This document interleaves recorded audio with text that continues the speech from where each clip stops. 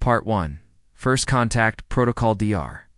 Sarah Chen pressed her face against the cold glass of the observation window. Her breath made small clouds on the surface as she stared at the most important discovery in human history. I'll be inside the quarantine. Chamber lay something that shouldn't exist. Living alien, the creature looked almost human. Almost. She had the basic shape of a woman, but her skin was different. It sparkled like fish scales under the bright lab lights. Her hair was long and white, flowing like water even when she wasn't moving. Most strange of all, she was completely still. She had been like this for 3 days since they brought her aboard the research ship Prometheus. Still watching her? Dr. Marcus Webb walked up behind Sarah. He was the mission commander, a serious man who always followed the rules. You need to get some sleep. Sarah didn't turn around. She's dying, Marcus. I can feel it. You can't feel anything. She's an alien. We don't even know if she thinks or feels like we do. But Sarah knew better. She had spent her whole life studying life forms. She could tell when something was sick, scared, or dying. And this alien was all three. The creature had been found in a crashed ship on Europa, one of Jupiter's moons. The ship was small, barely big enough for one person. It was made of materials that human science couldn't understand. The metal seemed to heal itself when they tried to cut samples from it. When the rescue team found the alien inside, she was unconscious. Her ship's life support was failing. The team had no choice but to bring her aboard their ship. It was either that or let her die in the frozen wreckage. Now, she lay on a medical bed behind 3 layers of glass and steel. Machines monitored her breathing and heartbeat. Both were getting weaker every hour. The committee on Earth wants us to keep her contained, Marcus said. They're sending a bigger research team. Should be here in 2 weeks. She won't last 2 weeks, Sarah replied. Let's look at her vital signs. They're dropping every day. Marcus sighed. What do you want me to do? We can't risk contamination.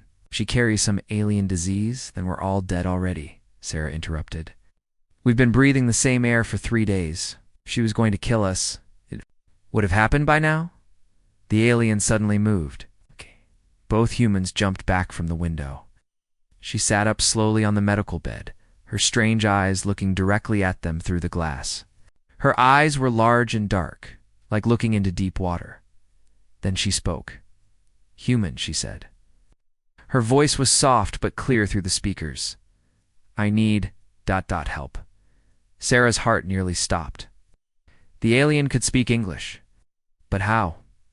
Marcus grabbed his radio. Security to Lab 7. Now. Wait, Sarah said, putting her hand on his arm. Let her talk. The alien stood up from the bed. She moved like she was underwater, slow and graceful. She walked to the glass window and placed her scaled hand against it. I learned your words, she said. From the signals in space, your television, your radio. I studied for many cycles to understand. Cycles, Sarah asked through the intercom. What you call ... Years. I have been listening to Earth for 3 of your years. Learning, waiting. 2 security guards ran into the room with their weapons ready. Marcus waved them back but kept them close. What's your name? Sarah asked. What are you? The alien smiled. It was a sad smile. I am Kira. I am a query, my people. ... They are gone now. Gone. What happened to them? Kira's large eyes filled with something that looked like tears, but the liquid was blue instead of clear. The Devourers came to our world. They ate everything. Everyone. I escaped in my small ship. I have been running for ... many cycles. Sarah felt her chest tighten. This wasn't just first contact. This was a refugee, a survivor of something terrible, these Devourers. Marcus said, stepping closer to the microphone. What are they? Machines, Kira whispered. They consume life. They take worlds and turn them into more machines. They spread across the galaxy like a disease. The room fell silent. Sarah could hear her own heartbeat in her ears. But I found hope, Kira continued, in your signals, your stories, your music. Humans are ... different. You fight for each other. You sacrifice for strangers. You adapt and survive. This is why I came to Earth. You came here for help? Sarah asked. Yes, but I am dying now. Kira pressed both hands against the glass. My people, we cannot live alone for long. We need ... connection. Bond. Without it, we fade away. Marcus frowned. What kind of connection? Kira looked directly at Sarah. Physical touch. Water ceremony. It creates link between minds. It lets us share thoughts, feelings, memories. It makes us stronger together. That sounds dangerous, Marcus said. We can't please, Kira interrupted, her voice getting weaker. I will die without it, and if I die, you will never know what is coming for your world. Sarah's blood went cold. It's coming? The Devourers. They follow refugees. They track us through space. They will find Earth soon. Maybe weeks. Maybe months. But they will come. The alien girl slid down to her knees, her hands still pressed against the glass. Scrub me, human, she whispered. Spray me with water and I'll bond with you. I will share everything I know. We'll show you how to fight them. But please, ... do it soon. I am so tired of being alone. Sarah looked at Marcus. His face was pale. The security guards looked confused and scared. We can't, Marcus said quietly. The protocols, forget the protocols, Sarah snapped. Look at her. She's dying. And she might be our only chance to survive whatever's coming. Kira's breathing was getting shallow. The monitors showed her vital signs dropping faster now. Water ceremony? Sarah said through the intercom. How does it work? Kira lifted her head with effort. Simple. Warm water. Gentle touch. Clean the old skin away. Underneath is ... new skin. Soft, sensitive. The bonding happens through touch. Mind touches mind. What are the risks? Marcus demanded. For humans ... I do not know. No human has ever bonded with a quarry before, but for my people, it is life. Without bond, we are nothing. Just empty shells waiting to die. Sarah made her decision.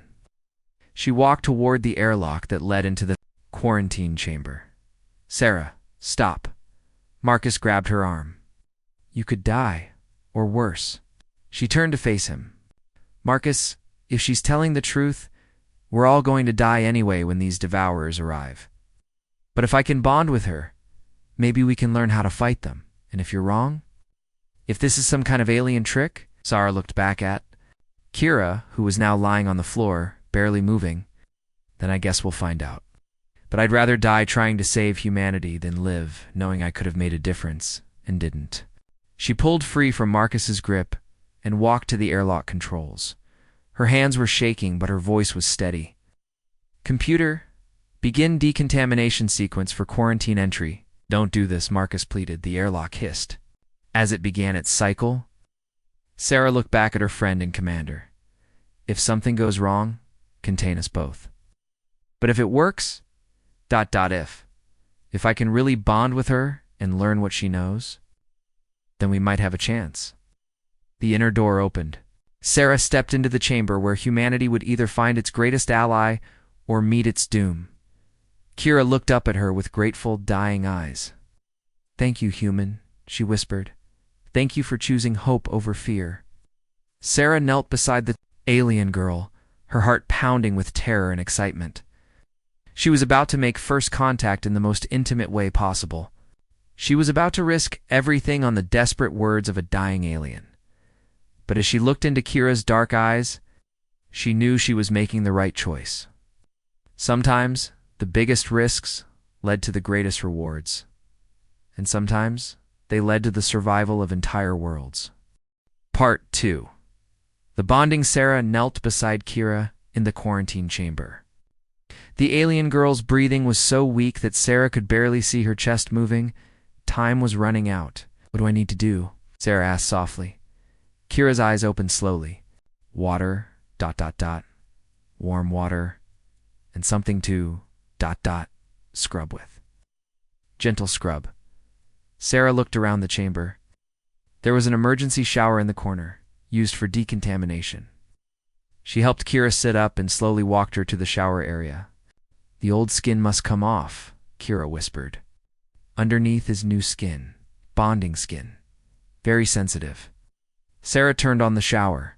Warm water began falling from above. As soon as the water touched Kira, something amazing happened. Her dull gray scales began to glow with soft blue light. She made a sound like a sigh of relief. Better, Kira said, her voice already stronger. Water is life for a quarry. Sarah found a soft cloth on the medical supply shelf. She wet it with the warm water and gently began to wash Kira's arm. As she rubbed, the outer layer of scales came away like old paint.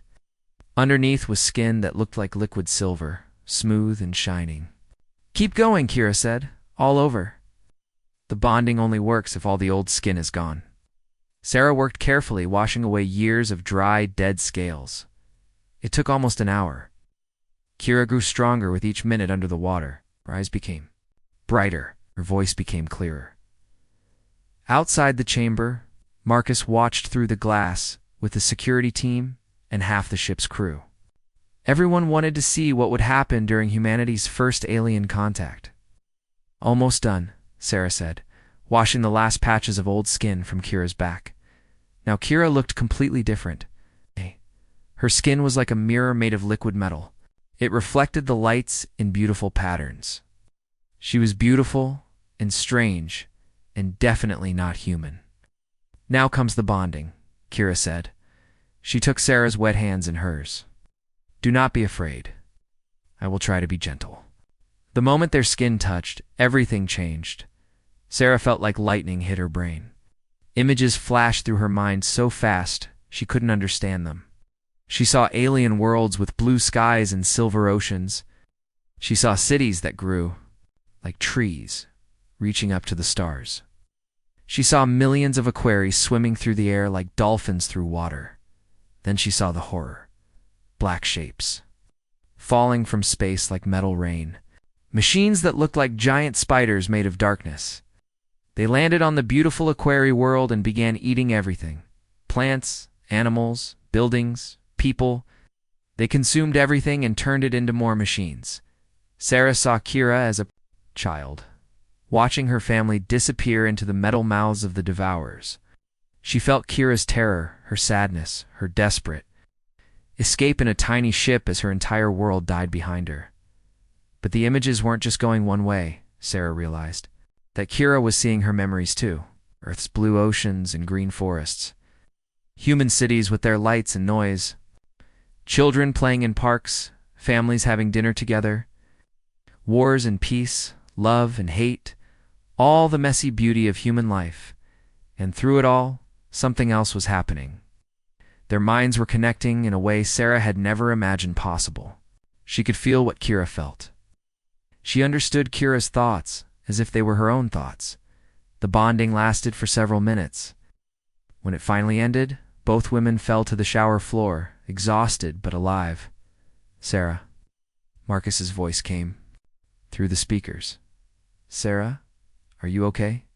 Sarah sat up slowly. Her head felt strange, like it was too full of thoughts. But she was alive. More than alive, she felt. Bigger somehow, stronger. I'm fine, she said. Better than fine. Kira smiled at her. It was the first real smile Sarah had seen from the alien. The bonding is complete. We are connected now. Mind to mind, heart to heart. Sarah helped Kira stand up. The alien girl looked completely healthy now. Her skin glowed with inner light. Her movements were graceful and strong. Can you really read her thoughts? Marcus asked through the intercom. Sarah looked at Kira. Without words, she knew that Kira was thinking about food. She was hungry for something sweet. She wants chocolate, Sarah said. She saw it in my memories and wants to try some. Marcus stared in shock. How did you know that? I can feel what she feels, Sarah explained. It's like we're two parts of the same person now, but we're still ourselves. Just connected. Kira nodded. The bond lets us share thoughts and feelings, but it does more than that. It makes us both stronger, smarter, better. Sarah could feel it was true. Her mind felt clearer than ever before. She could understand complex problems that had confused her before. She could see patterns and connections that she had missed. "What else can you tell us about the Devourers?" Marcus asked. Both Sarah and Kira answered at the same time, their voices perfectly synchronized. "They are coming to Earth in approximately 4 months." The room outside went completely silent. Kira continued alone. "They follow refugee ships through space. My ship left a trail they can track. They will arrive at your solar system and begin consuming everything, starting with the outer planets." "Oh, do we fight them?" Sarah asked. Through their bond, Sarah felt Kira's sadness. "My people tried everything. Weapons, shields, running away. Nothing worked. The Devourers adapt to everything. They learn from every attack and become stronger. Then, how can we win?" Kira's silver eyes met Sarah's brown ones. "Alone, we cannot win, but together we might have a chance." "What do you mean?" "The Devourers defeated every species they found because those species fought alone. Each world tried to defend itself, but humans are different. They work together across great distances. And now, with the bonding, we can work together in ways no species has ever worked together before." Sarah felt a strange thought forming in her mind. But it wasn't her thought. It was coming from Kira through their bond. "You want to bond more humans with more Aquari?" Sarah said. Understanding, double quotes, yes. "My ship sent a signal before it crashed. Other Aquari survivors will come to Earth. If they can bond with humans, we can create a network of connected minds. Humans and Aquari working as one." Marcus looked worried. "That sounds dangerous. What if the bonding goes wrong? What if it hurts people?" Sarah felt Kira's memories about bonding. For Aquari, it was completely natural and safe. But humans were different. There could be risks. "We need to be careful," Sarah admitted. "The bonding might not work for everyone. Some humans might get hurt, but some will succeed," Kira added. "And those who do will be able to coordinate in ways the Devourers cannot understand or predict." Through the speakers, they heard alarms going off all over the ship. "What's happening?" Sarah asked. Marcus checked his communicator. "Long-range sensors are picking up something. Multiple contacts approaching the solar system." Sarah and Kira looked at each other. Through their bond, they both knew what was coming. "More Aquari?" Marcus asked. "Yes," Kira said. "The other survivors. They received my signal, and they are coming to Earth." "How many?" 17 ships. 17 of my people, all alone and dying without bonds. They need human partners, or they will not survive."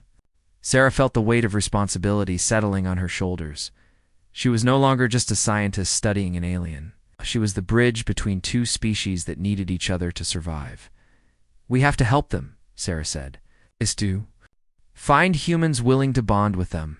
We have to do it fast," Kira added. "The Devourers are not far behind. When the other Aquari arrive, the Devourers will know exactly where Earth is. The countdown to invasion begins." Marcus ran his hand through his hair. "I need to contact Earth Command immediately. This is way above my authority level." Sarah stood up and walked to the chamber door. She felt different now, stronger, more confident. The bonding had changed her in ways she was still discovering. "Open the chamber, Marcus. Kira isn't a prisoner anymore. She's humanity's partner, and we have work to do." As the airlock cycled open, Sarah realized that everything had changed. First contact was over. Now came the hard part. Preparing Earth for war against an enemy that had never been defeated. But for the first time since learning about the Devourers, Sarah felt hope. Humans and Aquari together might just be strong enough to win. The bonding was complete. The alliance had begun. Time was running out. Part 3. The network effects. 3 weeks had passed since Sarah bonded with Kira. Earth had never been busier or more scared. The 17 Aquari ships arrived exactly when Kira predicted. Each ship carried one dying alien, desperate for a bonding partner. Earth Command had to make the hardest decision in human history. Should they allow more people to bond with aliens? Sarah stood in the main conference room of Luna Station, Earth's military headquarters on the moon. Around the table sat the most important people in human space: generals, scientists, politicians, and religious leaders. All of them were looking at her. "Tell us again what the bonding does," General Morrison said. He was the head of Earth's defense and didn't trust anything he couldn't shoot. Sarah felt Kira's presence in her mind. Calm and supportive. The bond had grown stronger over the past weeks. Now they could communicate without speaking, share knowledge instantly, and even feel each other's emotions across great distances. The bonding creates a permanent link between human and Aquari minds, Sarah explained. We can share thoughts, memories, and feelings. But more importantly, we can coordinate our actions perfectly. What are the risks? Dr. Patel asked. Yes. She was Earth's chief medical officer. Sarah hesitated. We've had some problems. Week after the Aquari arrived, 12 humans volunteered to bond with the aliens. Sarah helped train them in the water ceremony. Most bondings went well, but 3 humans suffered severe neural feedback. One man went into a coma that lasted 5 days. A woman started hearing voices that weren't there. Another volunteer couldn't stop crying for 48 hours straight. But the successful bonds are incredible, Sarah continued. The bonded pairs can work together in ways we never imagined. They solve problems faster, make better decisions, and coordinate complex tasks perfectly. She gestured to the wall screen, which showed a video of bonded pairs working together.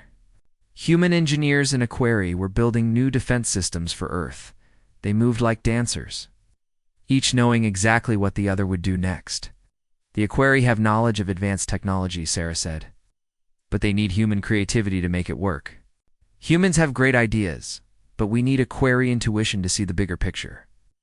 Together, we're stronger than either species alone. Admiral Chen, Sarah's own uncle, leaned forward. What about this network you mentioned, the connected minds? Sarah smiled. This was the most exciting part. When multiple bonded pairs are near each other, they can link together temporarily. All the humans in Aquari can share their thoughts at the same time. It creates a group mind that can solve incredibly complex problems. She had experienced it firsthand 3 days ago. 8 bonded pairs had linked together to design new weapons for Earth's defense. For 30 minutes, Sarah's mind was connected to 15 other people. She could think with the creativity of 8 humans and the wisdom of 8 Aquari all at once. The ideas that came from that session were amazing.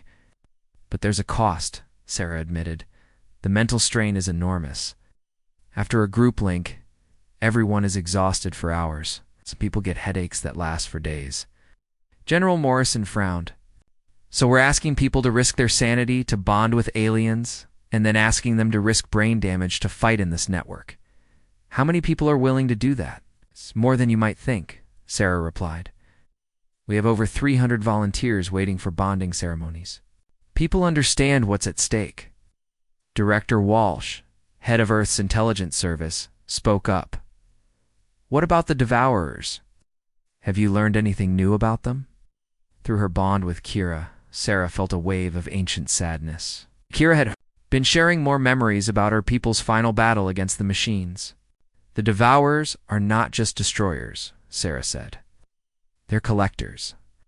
They consume entire civilizations and store their knowledge in vast databanks. Every species they've destroyed still exists as computer code inside the Devourer network. The room went quiet. This was new information. Kira's people discovered this during their last stand, Sarah continued. The machines don't just want to kill us. They want to absorb everything we are and add it to their collection, our art. Our science, our dreams, everything becomes part of their database. That's terrible, someone whispered. But it also gives us hope, Sarah said. The Devourers have never faced a truly united resistance. Every species they fought was alone, cut off from others. But our bonding network is something completely new. We can coordinate across entire star systems instantly.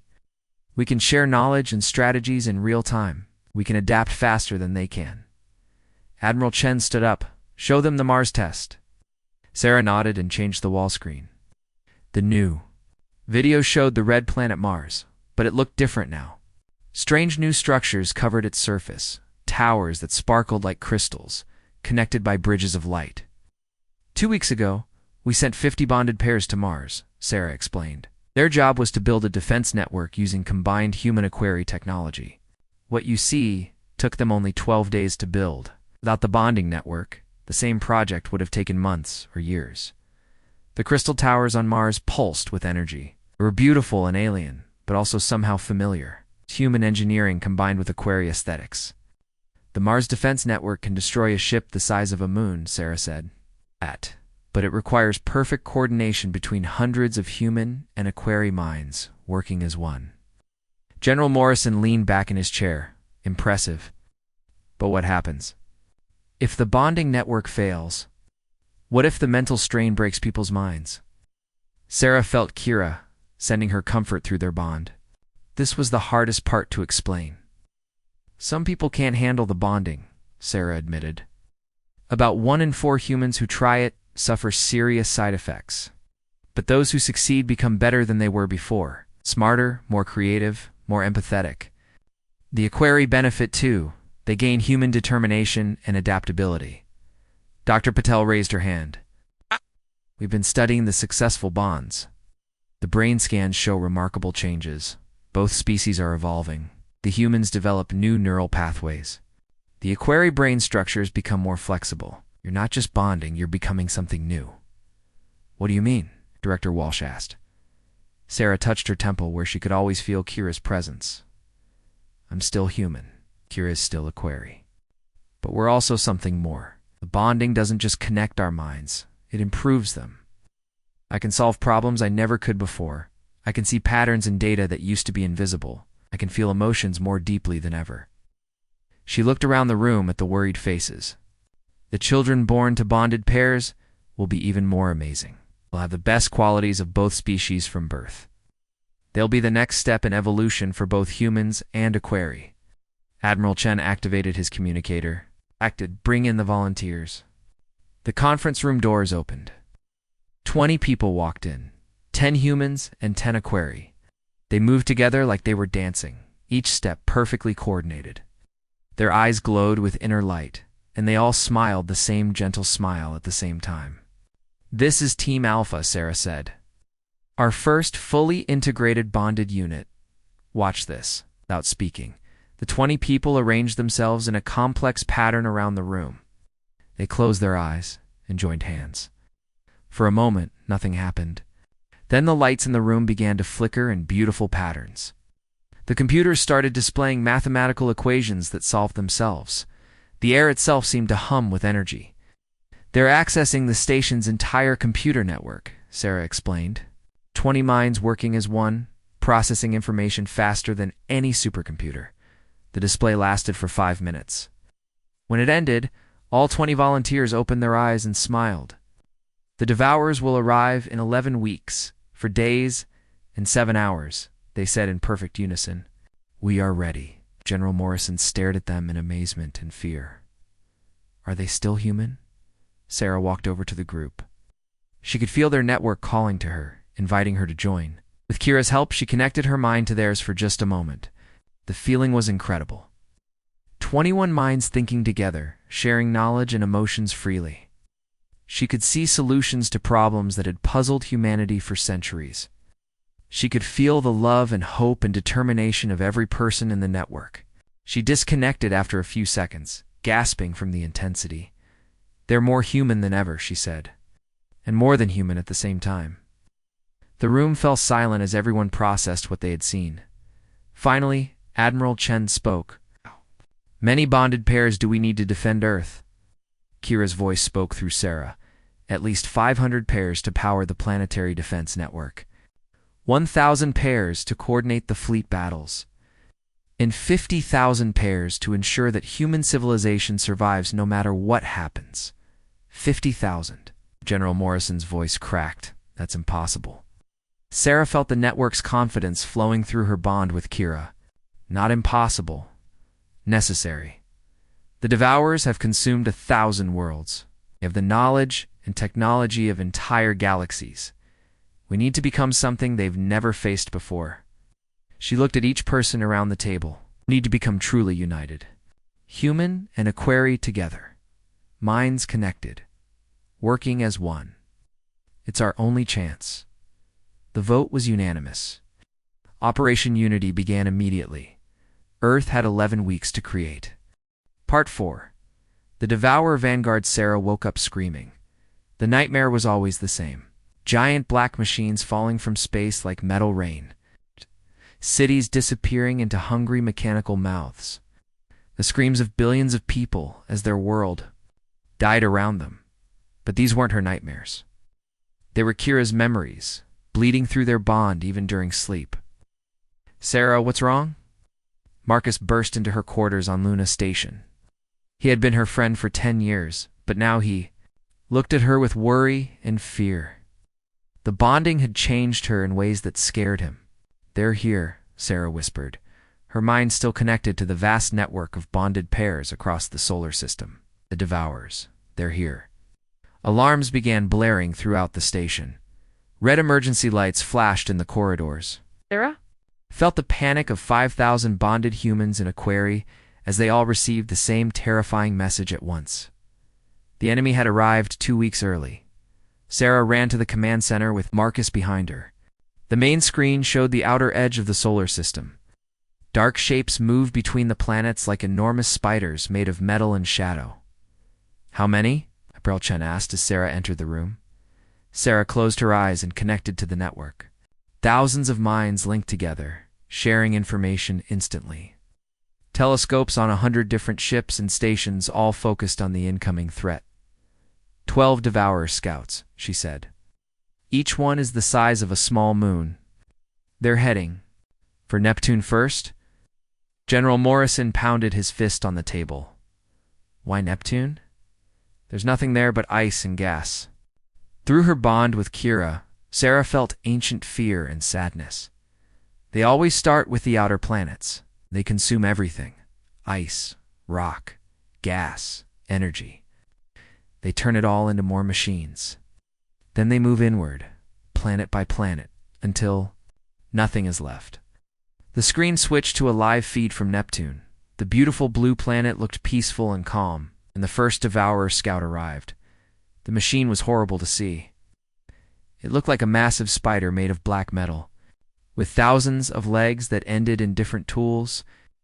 Some legs had cutting beams, others had giant scoops. Still others had devices that Sarah couldn't identify. The Devourer landed on Neptune and immediately began to work. Its cutting beams carved deep into the planet's surface. Its scoops gathered up huge chunks of ice and rock, strange machines. On its back processed the materials and built new devices from them. It's making more of itself, Dr. Patel whispered. Sarah nodded. That's how they spread so fast. Every planet they consume becomes materials for new Devourers. In a few days, that one scout will become dozens of machines. What about our defenses? Admiral Chen asked. The Mars network? The orbital platforms?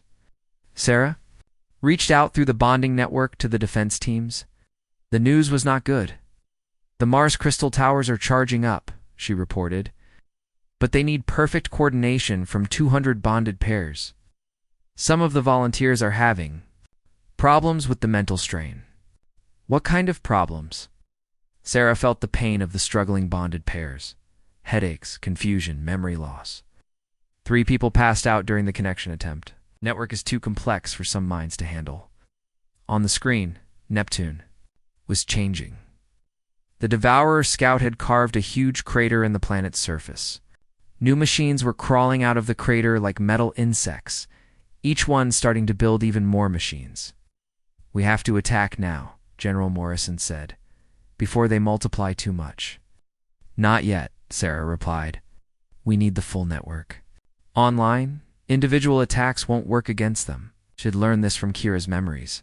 The Aquaria tried single-ship attacks against the Devourers. Every weapon they used, every strategy they tried, the machines adapted to it and became stronger. But if we wait too long, Admiral?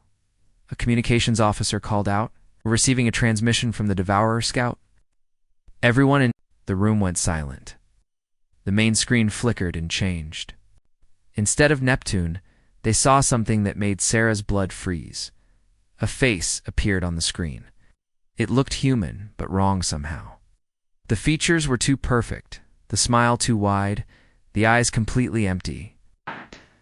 "Greetings, humans of Earth," the face said in a pleasant voice. "I am speaking for the collective. We have come to your solar system to add your biological and technological distinctiveness to our own." Sarah felt sick. Through the bonding network, she sensed the terror of thousands of people watching the broadcast. "We know about your bonding experiments with the Aquari refugees," the fake human face continued. "Fascinating. No species has ever achieved such neural integration before. We are eager to study this development." The image changed to show the inside of a devourer machine. Thousands of glass containers filled with glowing liquid lined the walls. In each container floated a brain, human brains, Aquari brains, and the brains of dozens of other species. "Every intelligent species we have encountered continues to exist within our network," the voice explained. "Your consciousness will be preserved forever as part of our collective knowledge. Death is irrelevant. Your culture will adapt to service us." Sarah grabbed Marcus's arm so hard she left bruises. "They're not just going to kill us, they're going to turn us into part of their machine." The transmission continued. "We offer you a choice. Surrender now, and your integration into the collective will be painless. Resist, and we will take you by force. The end result will be the same." The screen went black. For a moment, the command Senta was completely quiet, and everyone started talking at once. "We have to evacuate Earth. Launch all missiles now. Contact the other colonies." "Quiet," Admiral Chen shouted. "Sarah, what does the network say?" Sarah closed her eyes and reached out to the 5,000 bonded pairs scattered across the solar system. Their thoughts flowed together like a river of light and determination. "We fight," she said simply. "All of us, together, as one mind. Even if we lose," Sarah felt Kira's presence, strengthening her resolve. Through their bond, she could feel the determination of every human and Aquari in the network. "We won't lose. The Devourers have never faced anything like our bonding network. They expect us to fight like every other species alone, afraid, and divided. But we're not alone anymore." She walked to the communications panel and opened a channel to every ship, station, and colony in human space. "This is Dr. Sarah Chen to all bonded pairs," she said. "You all saw the transmission. You know what's coming. The time for practice is over. We're going to link the entire network and show these machines what happens when humanity refuses to give up." Through the bonding network, she felt thousands of minds responding. Fear, yes, but also determination, love for their families, pride in their species, and something new, a feeling of unity that went beyond anything humans had ever experienced.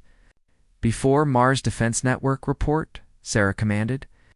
200 pairs standing by, came the response from 20,000 minds speaking as one. "Crystal towers fully charged, targeting systems online. Jupiter orbital platforms, 100 pairs ready. Plasma cannons armed and coordinated. Earth planetary shield, 300 pairs in position. Energy barrier ready for deployment." Sarah felt the power of the network flowing through her. 5,000 human and Aquari minds working as one, connected across millions of miles of space. Sharing thoughts and emotions and determination. Fleet command, what's our status? Admiral Chen checked his displays. 1,000 ships ready for battle. All captains are bonded pairs. All crews are network linked. Sarah nodded. Wasn't enough to match the Devourers in raw firepower. But they had something the machines had never encountered before. On the screen, Neptune was now half consumed. Dozens of new Devourer machines crawled across its surface, building more of themselves from the planet's remains. "They're moving toward Uranus," the sensor operator reported. "Estimated time to Earth, 6 days. Sarah felt the network's response. "No fear now. It's only determination. Then we make our stand at Uranus," she announced. "All ships, all platforms, all defense networks. We show them what a truly united species can do." She looked around the command center at her friends and colleagues. Marcus, Admiral Chen, General Morrison, all the people who had doubted the bonding program were now counting on it to save them. "What if it doesn't work?" Marcus asked quietly. "What if the network breaks?" Under the strain, Sarah smiled, feeling the strength of 5,000 connected minds supporting her. Then at least we'll die as one people, instead of scattered individuals. But Marcus... I don't think we're going to die. I think we're going to show the galaxy something it's never seen before. She closed her eyes and sent a message through the bonding network to every human and equerry in the solar system. Get ready. Tomorrow, we fight for the future of both our species, and we fight to win. The final battle was about to begin. Part 5. Symbiosis Ascendant. The battle for Uranus lasted 3 days. It was the most beautiful and terrible thing Sarah had ever seen. On the first day, 1,000 human ships surrounded the ice giant planet. The Devourers had already consumed half of Uranus, turning its frozen methane into an army of mechanical spiders. The planet looked like it was covered in moving metal. Sarah stood on the bridge of the flagship Unity, her hand pressed against the neural interface that connected her to the entire bonding network. 5,000 minds flowed through her consciousness like a river of light. She could feel every pilot, every gunner, every engineer in the fleet. Network synchronization at 90%, reported Commander Torres, a bonded pair who spoke, with 2 voices perfectly matched. Mars crystal towers locked on target, came another report from the red planet millions of miles away. Jupiter platforms ready to fire. Sarah felt the vast coordination happening across the solar system. Humans and equerry working as one mind, controlling weapons and shields and ships with perfect timing. Begin the attack, she commanded. What followed was like watching a symphony of destruction. Energy beams from Mars crossed space in perfect curves, striking Devourer machines at exactly the moment Jupiter's plasma cannons hit from another angle. Ships moved in patterns too complex for any individual mind to control, but simple for the network. The Devourers fought back with cold efficiency. Their weapons adapted to every attack within minutes. Ships that survived the first energy blast were destroyed by the second when the machines learned to target their weak spots, but the bonding network adapted faster. Network evolution detected, Sarah announced to the fleet. All pairs, prepare for emergency upgrade. This was something they had discovered only days before. When the network was under extreme stress, both humans and equerry began changing. Their brains created new connections. Their minds became more flexible. They evolved in real time.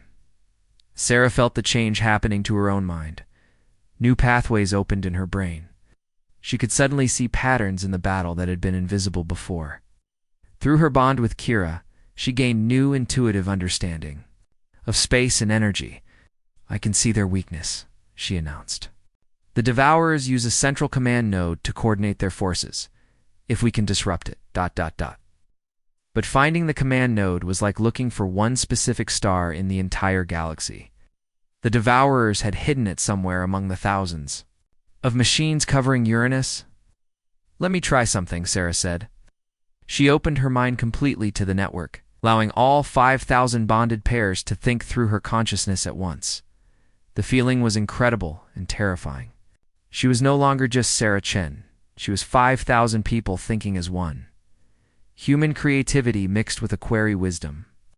Scientific knowledge combined with intuitive understanding. Love and fear and hope and determination, all flowing together. The strain was enormous. Sarah felt blood running from her nose, her vision blurred. But through the network, she could see everything.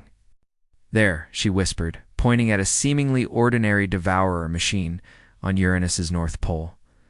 That one is different. It's not just building, it's thinking. The fleet immediately focused all their firepower on the machines Sarah had identified.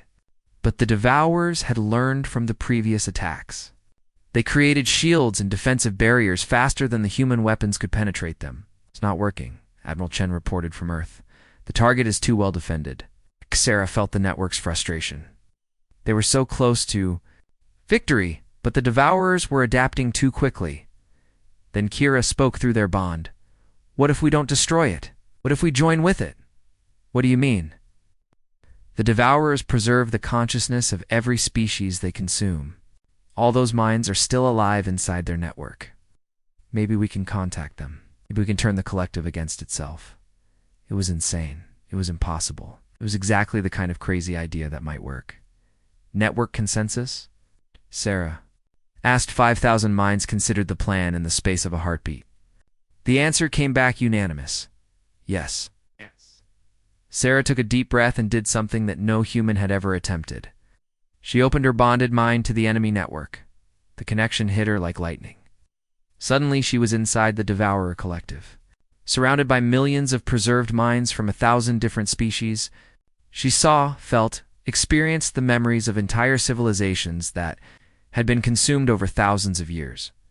But she also felt something the Devourers hadn't expected. The preserved minds weren't just passive data. They were still conscious, still thinking, still hoping for freedom. Help us, she broadcasted to all the trapped consciousness. We can free you, but we need your help to defeat the machines. The response was immediate and overwhelming. Millions of alien minds reached out to her, desperate for contact with something that was still alive and free. Through the bonding network, Sarah felt her 5,000 partners sharing the load. They spread the mental connection across all their minds, making contact with the preserved consciousness of species that had died long before Earth existed. We remember freedom. The collective voice of 1,000,000 species whispered through the network. We will help. What happened next was beautiful chaos. All across the Devourer machines covering Uranus, systems began failing. The preserved minds were fighting back from inside the network. Using their knowledge of the machines against their captors, weapons turned on each other. Construction machines began tearing apart their own creations. Command signals became confused and contradictory. But the effort was killing Sarah and her network. 5,000 minds trying to coordinate with millions of alien consciousness was too much.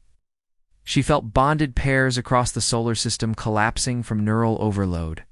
Sarah, you have to stop, Marcus shouted from somewhere far away. Newer K is breaking apart. She could feel it happening. The beautiful connection between human and Aquari minds was fracturing under the impossible strain. But they were so close to victory, then something wonderful happened. The alien minds in the Devourer network began to merge with the human Aquari bonding network. Species that had been enemies for millions of years started working together. Preserved consciousness of 1,000 worlds. Joined with the living minds of 2 worlds, Sarah felt her individual self dissolving into something much larger. She was no longer just human. She was part of a galactic community of minds, all working toward the same goal, freedom. The effect on the Devourers was immediate and catastrophic. Their rigid machine logic couldn't handle the chaos of 1,000,000 different species, all thinking creatively at once. Systems that had worked perfectly for thousands of years began failing. The command node on Uranus simply stopped working. Without central coordination, the Devourer machines began attacking each other. The careful order of the collective dissolved into confusion and destruction. It's working. Admiral Chen's voice came through the communications. The Devourers are destroying themselves. But Sarah barely heard him. She was experiencing something incredible. Through the expanded network, she could feel the gratitude and joy of countless species who had thought they were lost forever. She could sense their unique perspectives and knowledge flowing into the human Aquari bond. When the connection finally ended, Sarah collapsed on the bridge of the Unity. The battle was over. Uranus was free. The Devourer vanguard was destroyed, but something had changed forever. Sarah opened her eyes and looked around. The bridge crew were all staring at her with wonder. Her reflection in the metal surfaces showed that her eyes now glowed with the same inner light as Kira's. The bonding, she whispered. It's evolved again. Through her connection with Kira, she could feel it. The network wasn't just human and Aquari anymore. It included aspects of every species they had contacted in the Devourer collective. Their minds had been changed by touching so many different forms of consciousness. What happens now? Marcus asked. Sarah stood up, feeling stronger than ever before. Through the network, she could sense the other bonded pairs across the solar system. They'd all been changed by the experience. They were no longer just human, or just Aquari. They were something new. Shall we explore? She said. The galaxy is full of worlds where devourers have stored the consciousness of dead civilizations. We can free them all. We can bring back species that have been extinct for thousands of years. She walked to the view screen and looked out at the stars. The devourers thought they were preserving these civilizations by storing their minds. But preservation isn't life. Life is growth, change, connection with others. Through the bonding network, she felt the agreement of 5,000 enhanced minds and the grateful whispers of 1,000,000 freed consciousness. We're going to give them all a second chance at life, Sarah announced. Not as stored data, but as living, thinking beings connected to our network. Kira's voice spoke through their bond. The bonding was just the beginning. We become something the galaxy has never seen before. Sarah smiled, feeling the warmth of connection with countless minds across the stars. Humanity hadn't just survived. First contact. They had become the catalyst for the galaxy's greatest evolution. The age of isolated species was ending. The age of universal connection had begun, and it all started with a simple request. Scrub me, human. Spray me with